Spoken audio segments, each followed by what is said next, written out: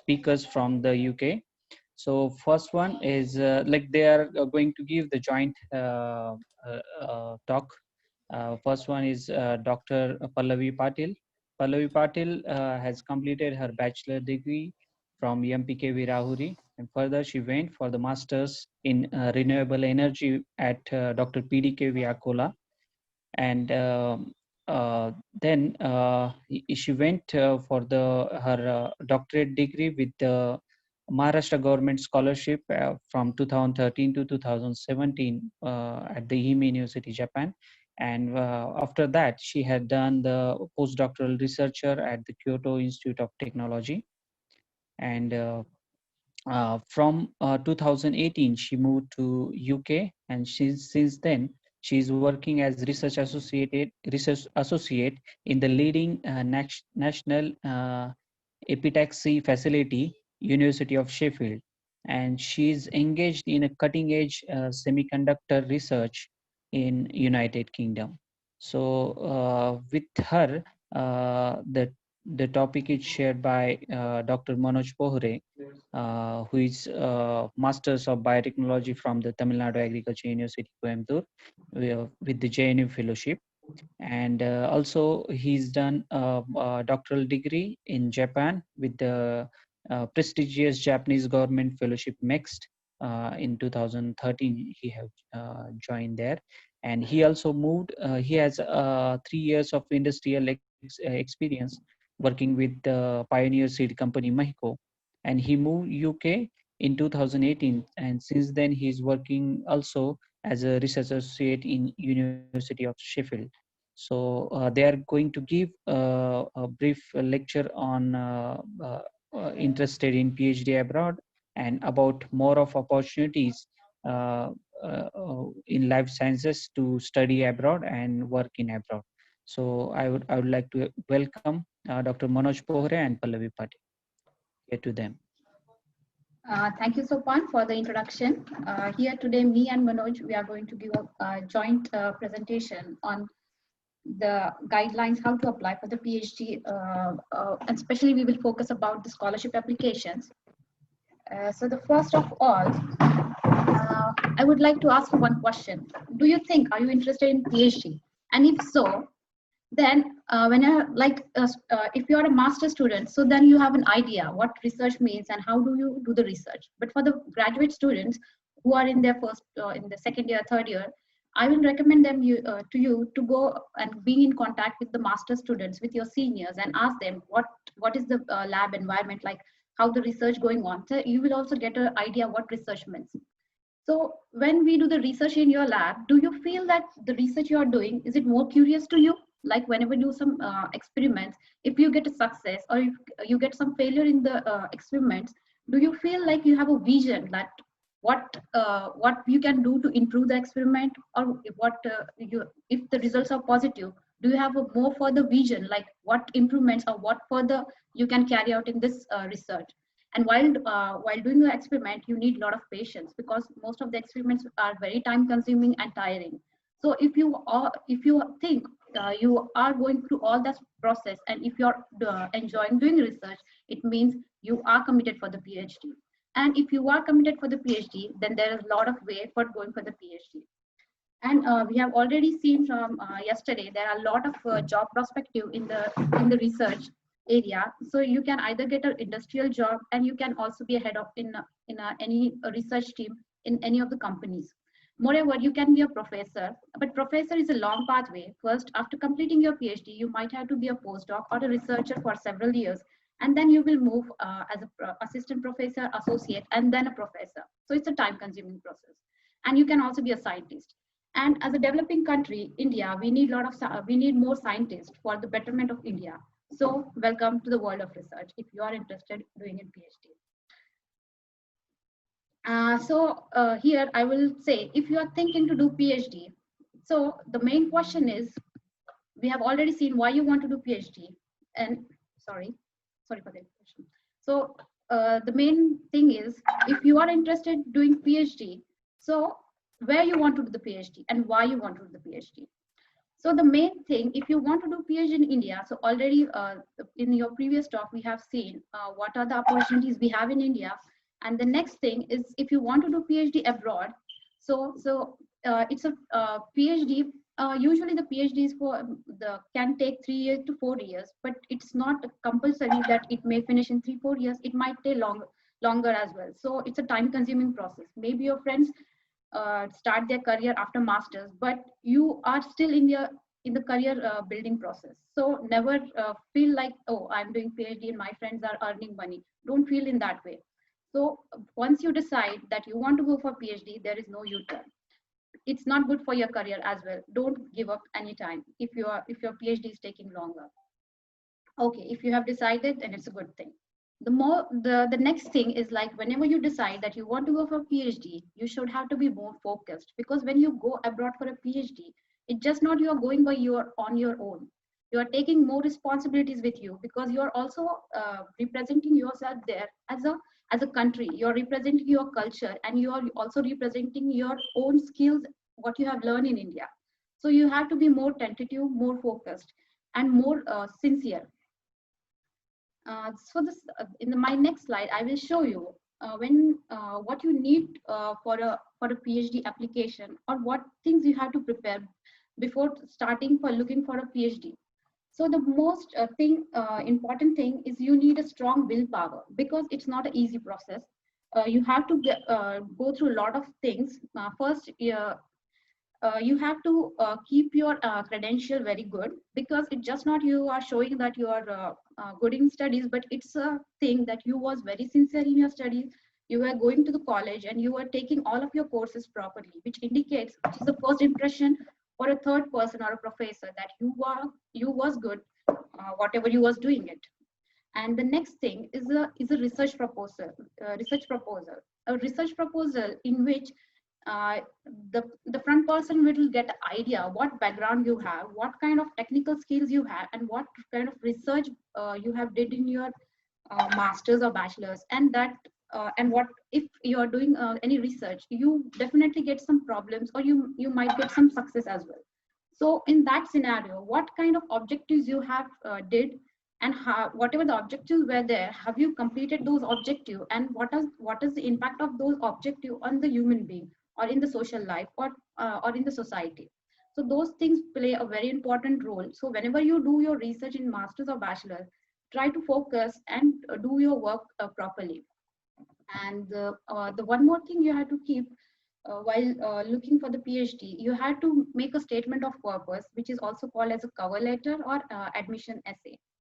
So in this, you have to focus on the things like who are you, what is your background, and what if you're selecting a career in biotechnology or in agriculture for a PhD, or in engineering or anything, then you have to give an idea for the in that essay, that why you are selecting this field, and what are the benefits of this thing for the society. So you have to give a vision for this thing, and if you achieved anything in the life, what is going to give to yourself, to the society, and to the country.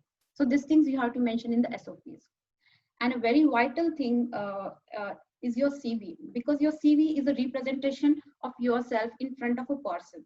So maybe you have seen, like, whenever you ask anybody for a job or anything, they ask you for your CV. So your CV is a representation of yourself. Your CV should be always simple, and it should be sorted out very nicely. So your CV should be a representation. Like, I will recommend you to write whatever the technical skills you have learned, and if any courses, like any IT related courses you are doing, like learning any courses or anything, whatever you have learning, any technical skills, try to mention those skills in your CV. That's a good impression for you. And there is another very important thing we need from the professors. So that is a recommendation letter. When you apply for any kind of job, or any or a PhD, or for a fellowship, you need a recommendation letter from your professor. The professor is your master professor and your bachelor professor, or wherever you are working before applying for the PhD. So you need a reference from them. That reference is a clear idea for for a professor or that institute, that how was you in when you are working with them. So it gives them idea that how active you are while working. So they this recommendation letter gives them a your complete environment, your background. So try to keep a good relation with your mentors and be vocal with them, and try to as much as interactive and try to discuss the things in detail with them, so that makes you them remember, and it will be very helpful for them when they when you ask them for any recommendation later. Yeah, they will keep remember, oh, this student was used to come to me and he was used to discuss me about the science or anything, any related questions. So try to be more interactive with them. And for the PhD applications, we need English skills, because we have, you know, that English is a most spoken, is one of the most spoken language in all over the world, and it is the common communication language we use in today's world. So try to improve your English, and simultaneously when you are doing your bachelor's or master, give a try for these exams. So when you will be at the point of applying for these fellowships, you, because of your previous experience, you might improve your score at the time of the application. So keep trying for this score, and try to improve your score day by day. And even you can talk with your mentors, your friends in English. That will keep you highly motivated and more fluent. And the most important thing is the professor. So a professor plays a very important role in a life of PhD as a PhD. So here, here I will show you like how can you approach a professor. So before showing you how to approach a professor, I will say that instead of going for a high-ranking university, try to go for a good lab, a good professor. So if you think that this professor is good, like if, just take an example. If I'm looking for a professor whose research area is with familiar to me, and I'm interested to go in his lab, but he is not working in a very reputed university, but it doesn't mean that he's not good.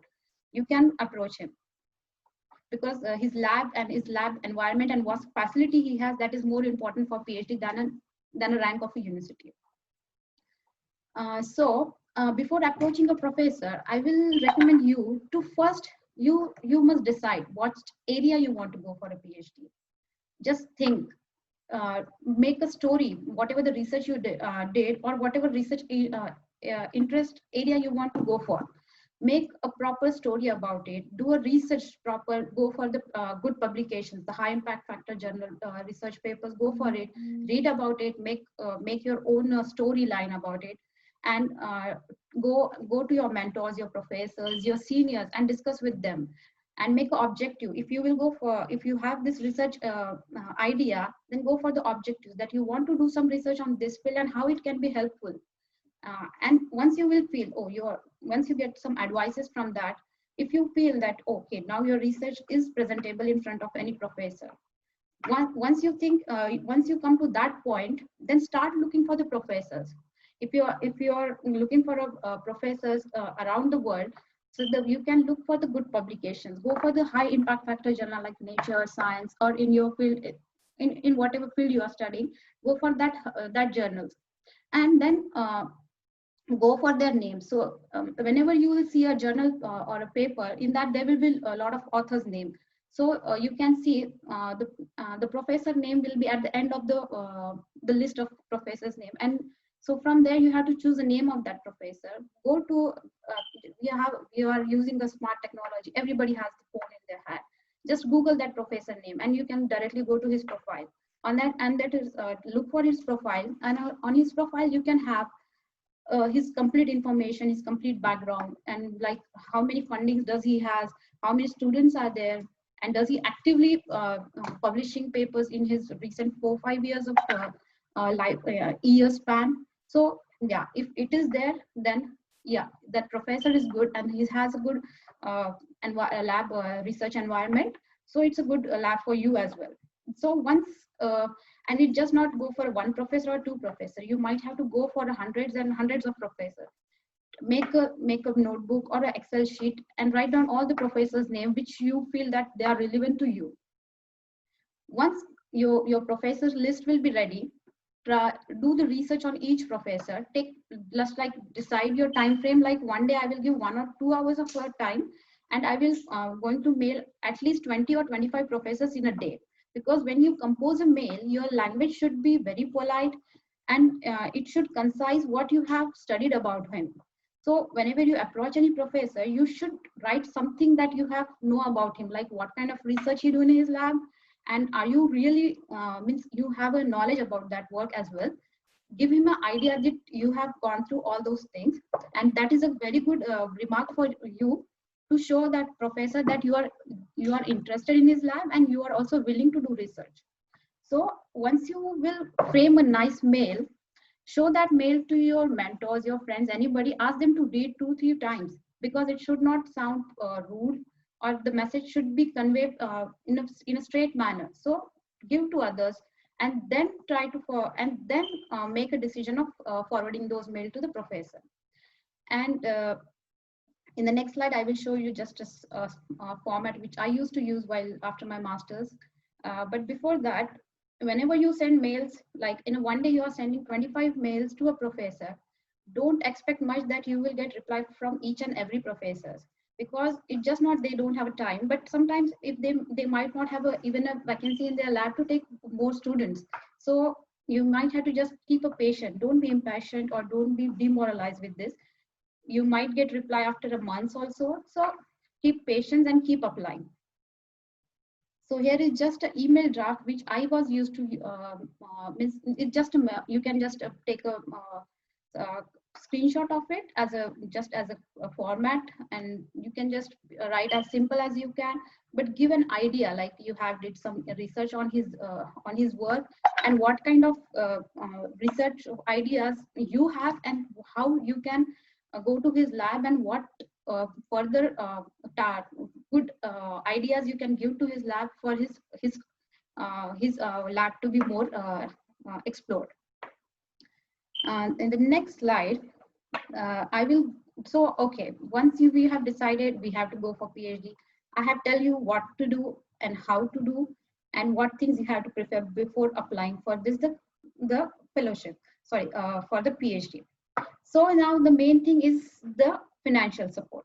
Yeah, studying abroad is not cheaper. It's very expensive. And we all are not born with a silver spoon in our mouth. We need the money to study abroad. Maybe some are fortunate, they might have money, they can go directly. So there are, here I would like to tell one thing, like there are few fellowships which gives you a fellowship before even getting any university admission. Once you get a fellowship, then you can apply for a university. And there are some universities, there are some fellowship in that first you need a acceptance from the university, and then you can apply for the fellowships. And for studying abroad, there are lots and lots of fellowships all around the world. And even in India, we have a lot of fellowships. You have to look for it for your own field of area. Even we have a foreign embassy fellowships. The foreign embassy fellowships are the fellowships which are a relation between two countries, and they give a chance to, they directly give those fellowship to the Indian government. They have a collaboration, and on the Indian, which Manoj is going to explain you in the further slide, they advertise those fellowships on the MHRD website, and from there you can apply. And there are also the university recommendation fellowships like that. On behalf of you, when you approach any professor, on behalf of you, that university will apply for your fellowship. And even the university will have some budgets to give fellowship for the international students.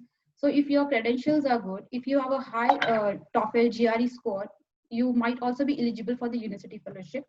You have to look for the particular universities of your choice.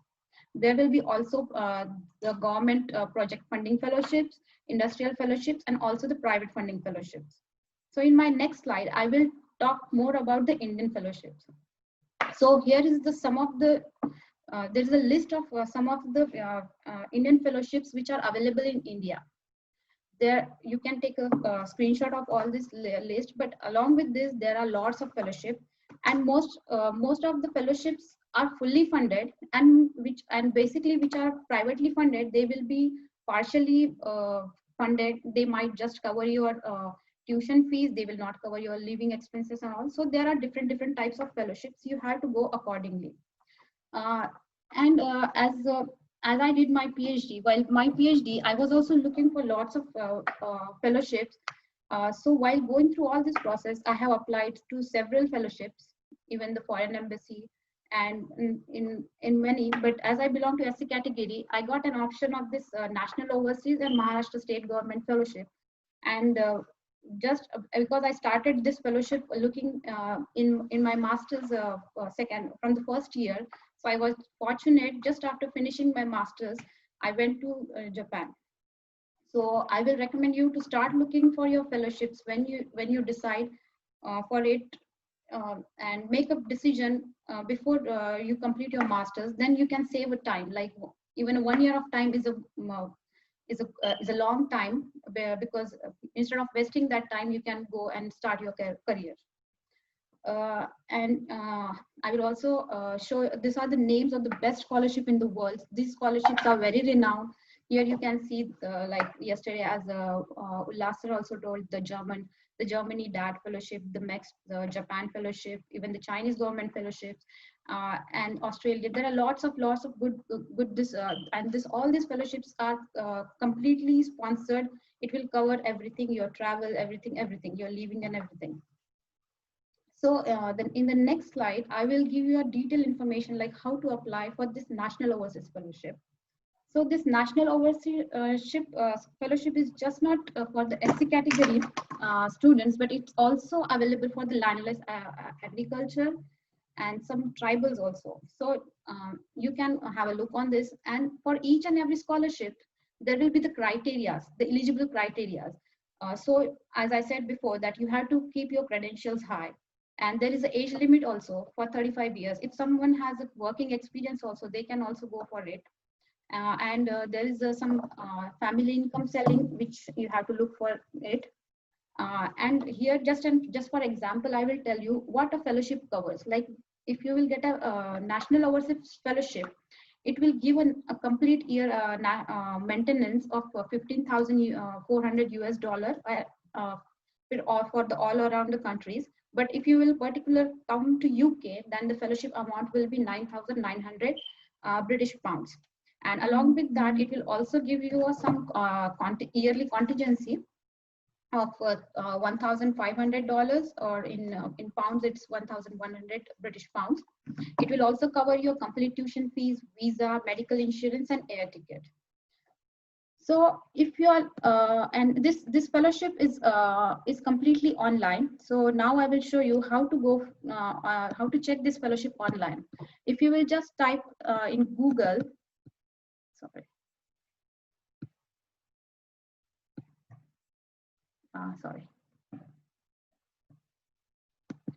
If you will type in Google the National.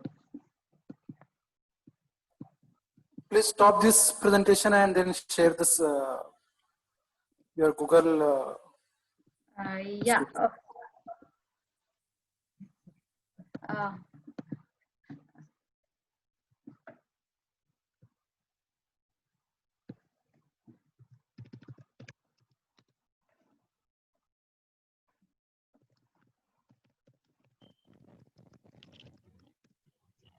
So if you will type just National Overseas Fellowship, if will, can you see the page? Sorry, still it is not coming. Sorry. Oh, your whole screen is there.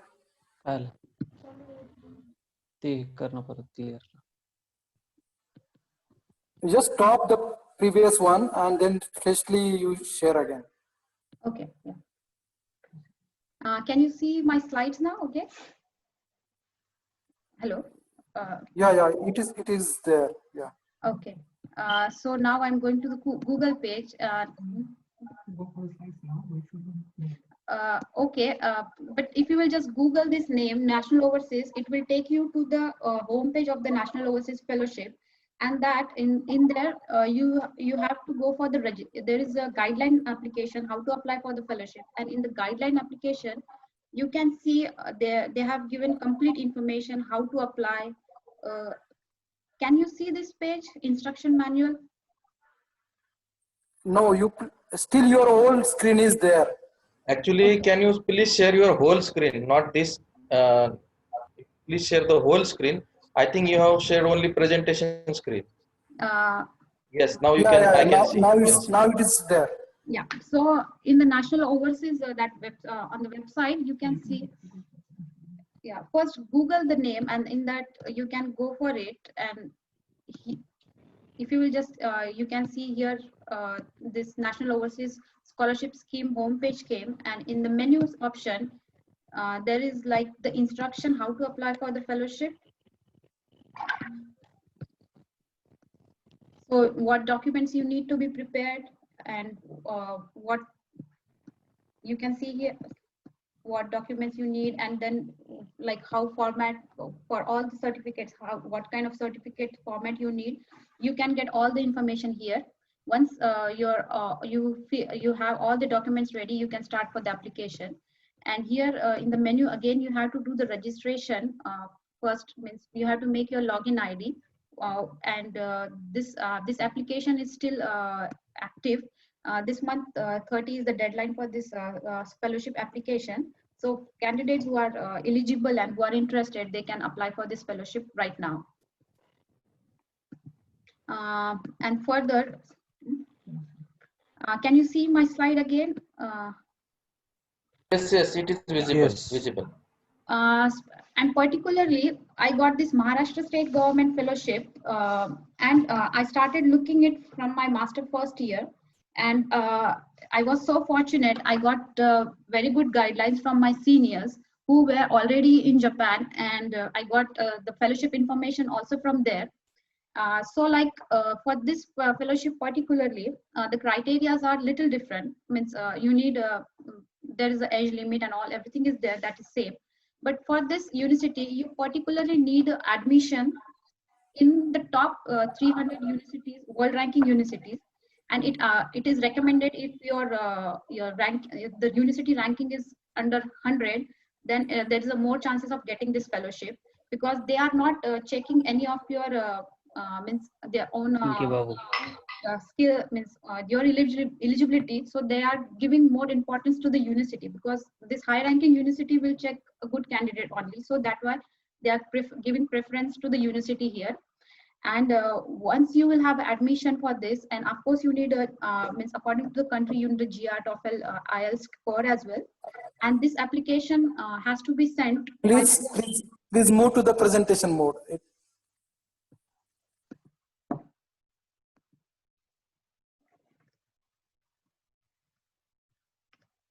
Yeah. Is it fine, sir? Fine, yeah. So this application is not online. And the application will come to, I have given this Maharashtra government website. We have to go to the website. This ad will come there once in a year, in May or July.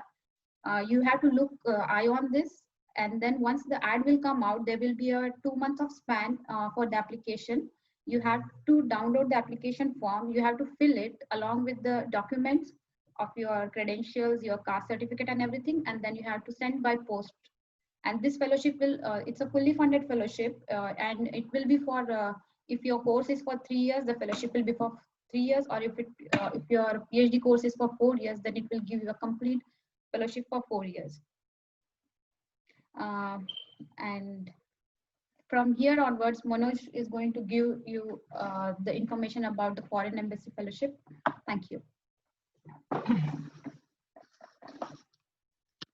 Am I audible to you all? Yes, sir. Yes, sir. Yes. Yeah.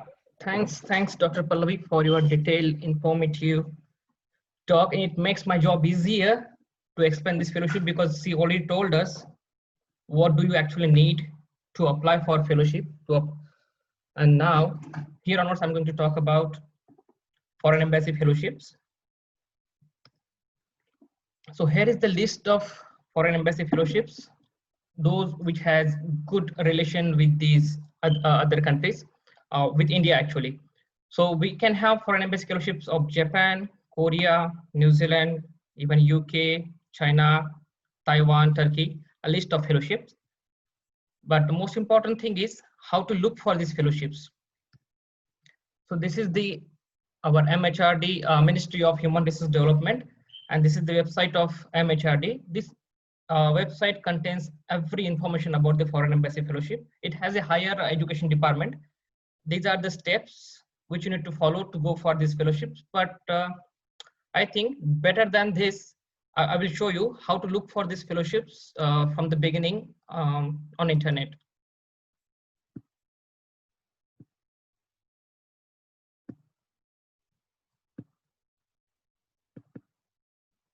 Just give me a second.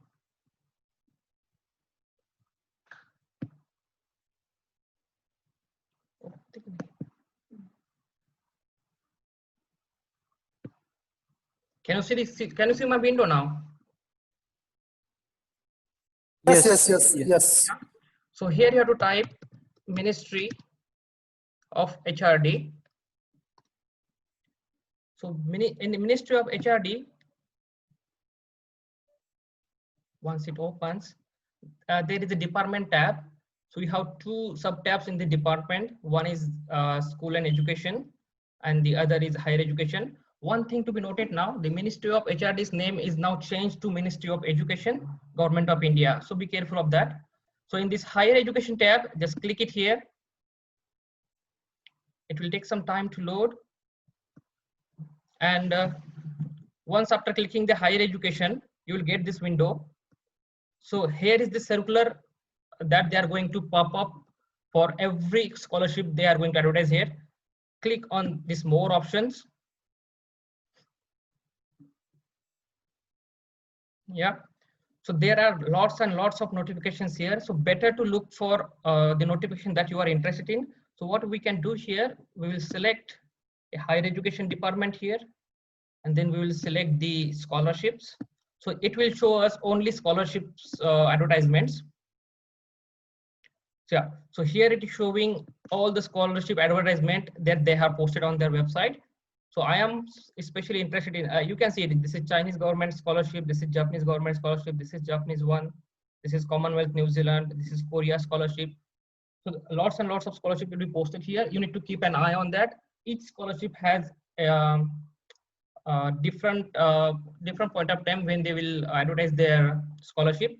So while looking for Japanese government scholarship, you have to be careful that you have to look for Japanese government research student scholarship. They have scholarship for undergraduate program as well. You can go to Japan in under MEX program for your undergraduation. They will provide everything for you. But here we are interested in Japanese government scholarship for research students. So you have to click these options, and it will open a window, a PDF file, in fact, which are the guidelines for the Japanese government scholarship program. So instead of this one, I will show you what are the important things in there to look for. Yeah, so you can see, so this deadline for this application has already been passed. You need to wait for the next year advertisement, but I'm still showing you. So here you can see this is the MEX fellowship for research students, and the deadline for this application was 9th of July 2020, so which is already been passed. So you can't apply for this advertisement. The application generally comes out around March-April period. So you keep an eye if you are interested in going to Japan. So there are different fields students can apply for this scholarship. So there is biology and biotechnology field as well, and agriculture field as well. These students can apply, and other students can also apply for the MEX scholarship. The eligibility for this research student fellowship is bachelor's degree, but and the minimum criteria is that you should have 65% of the marks, and for the doctoral degree, the minimum qualification is master's degree. So better to apply for, if you are interested in going there just after bachelor's, you will get the extensions. You can do your master's there, you can do your PhD there. They have all the extension facilities available there. The age limit is 35. You should be below 35 years of old for this fellowship. So other things is the eligibility criteria. So your nationality should be of a nation which has diplomatic relations with Japan. So we are eligible for that, so we can apply. your age should be less than 35 years of 35 years. That means you should be born after 1986. So next year, if you apply, that will come 1987. So be careful of that. And the other important thing is about Japanese language. It is not necessary that you should know the Japanese language before applying for that next fellowship, but it's always better if you know something.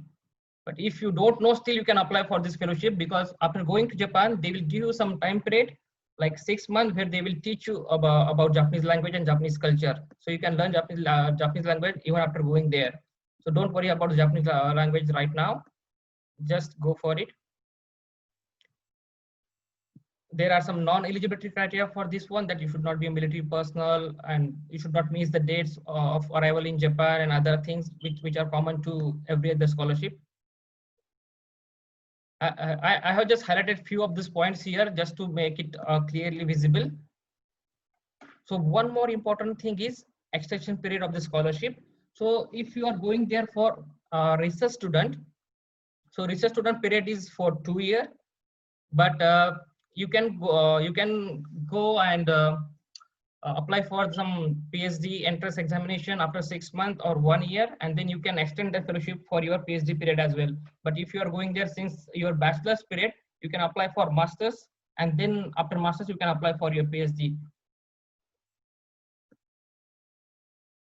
So I have mentioned these things on my slides as well to show you what we can get from these fellowships. So that will be easier for you to look there rather than here. And they will provide all the transportation charges. So yeah, so this thing, this thing I have included on my slides as well. So I will show you it there. Yeah. So can you show my, are you able to see my slide? Yes, it is viewable. Yes. Yeah. So this Japanese government scholarship program, it's a 2-year duration for research student program, and you are coming back. But if you want to do your PhD, you have to apply for the entrance exam of the university in the first year of your research student, and it will be extended for another 3 years. That means 1 year research student plus 3-year PhD program. That will make you your PhD program of 4 years. So all the allowance, they will provide all the living costs, the tuition fees, the travel allowance, everything will be covered under this fellowship. So this was the thing that I wanted to show you in that PDF file. So this is the process of application and selection. They will call for applications around April to May time in 2020. It was last year. So the next round will be first screening. They will ask for the research proposal, as Dr. Pallavi has already explained how to make it.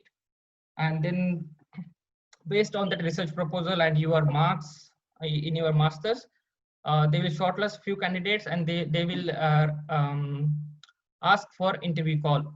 In that interview call, they will also ask for a provisional acceptance letter. If you have a provisional acceptance letter from some university and from some professor, it will be an additional benefit for you, and that will help you in your selection. Once the Japanese, they will have Japanese and English exams in Japanese embassy, and they will also have an interview. Based on the interview and Japanese and English exams, they will declare their secondary screening university results.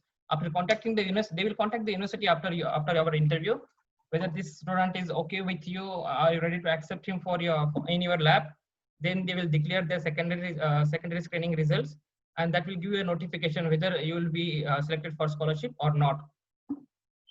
So one more thing that I wanted to show on slides is this thing that was available in the MEX guidelines as well. So you can go there as a non-regular student, that means research student, and then you can apply for the master's degree and doctoral degree, and that will be completed. So there are various ways how you can go there and how you can complete your degree. So for me, I went there straight away as a research student, and from research student, I went to my doctoral degree and I completed my doctoral degree from there. But still, you have a chance to do your master's PhD together in Japan, which is a very good option, I would say. So the another option that I would like to suggest is that is not a very straightforward option. It's very complex option. I saw many Chinese students in Japan. They follow these kind of options in UK as well.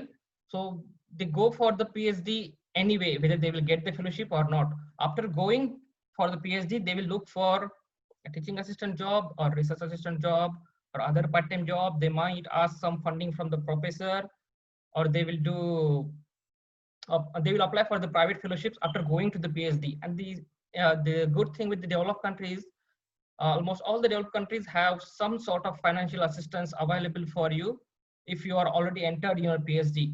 So if you are not very good financially at your home, so I will not suggest you this way, but this is still an option if you are highly motivated, highly determined for your PhD. So this is the list of different fellowships from UK. You can see several hundred fellowships here. And if you Google it, there are tons and tons of fellowship available. You just need to have a determination and strong will to go for it. So with this, me and Dr. Pallavi Patil, we would like to finish our talk. So, and we are open for the questions. Thank you.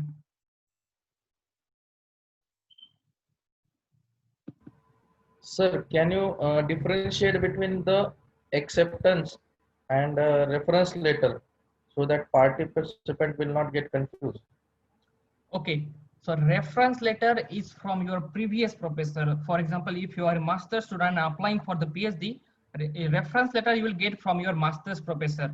So he will tell you about you to your PhD professor, how you were in your master's degree, whether you were very interactive, whether you were very curious about your research and all those things. So that's a reference letter. Your master's professor will tell you about yourself to your next professor. So the acceptance letter is something your next professor, your PhD professor will give you. Acceptance letter is just saying that he is willing to take you in his lab for for the PhD program. So that's the difference of acceptance and reference letter. Pallavi, would like to say something about this? So once the professor gives the acceptance, he will also make an contact between you and the administrative office, which will give you some official documents related to your admission. So once you get some official administrative documents, it means your admission will be confirmed, and that will be helpful for you for applying for the PhD fellowships. I hope. Yeah, this answers your question, right? Yes, yes, sir. Yes, sir. Yeah. Any other questions, please? Hello. Yeah. Sir, there is another question from Ishwari Chauhan. Why Japan is best option for MTech biotechnology? Yeah, I'm not saying here that Japan is the best option. You have many other options as well, but Japan is good option where you get to know many other things other than just what you learn, because Japanese culture is something that if you are really interested in, then there are many things to learn. Other than if I would like to answer for MTech biotechnology, you can even go to UK. UK is also a good options, just not Japan. But yeah, you can go to Japan and UK as well. Is that answers your questions?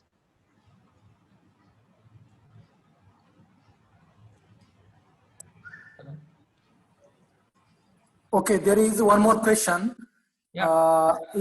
Is the IELTS score necessary for next scholarship?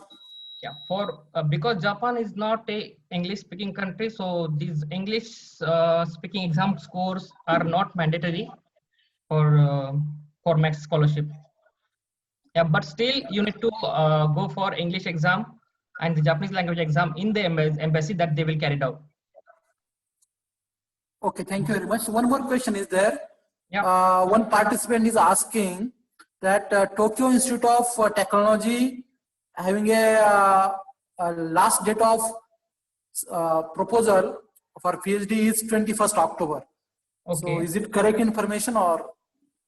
I haven't seen that advertisement actually, but yeah, there are two terms. If it's a university recommendation, you can the professors can apply for the fellowships 2 times a year, so it must be correct. Oh yeah, I think like there is a government scholarship every university also have some scholarship program. So Yeah. you can, there may be difference in the date, final date according to the university. But for a Japanese government, you have only one date and only one that program is announced in a year. But for many, like Tokyo University or Tokyo University of Technology or maybe Osaka University, there may be a different dates. Am I right? Yeah. Correct, sir.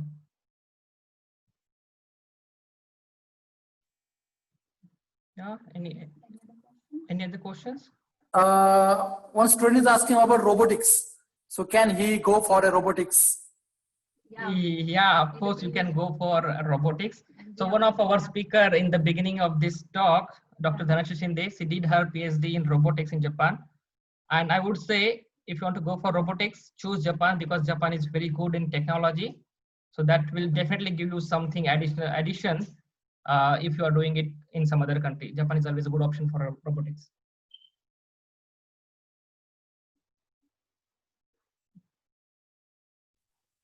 I think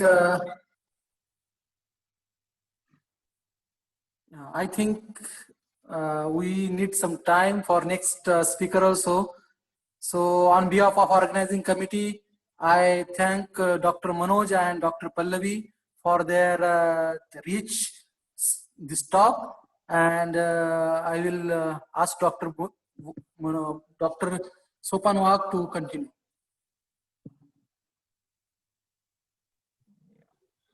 So our speaker is joining soon. Just wait for a minute.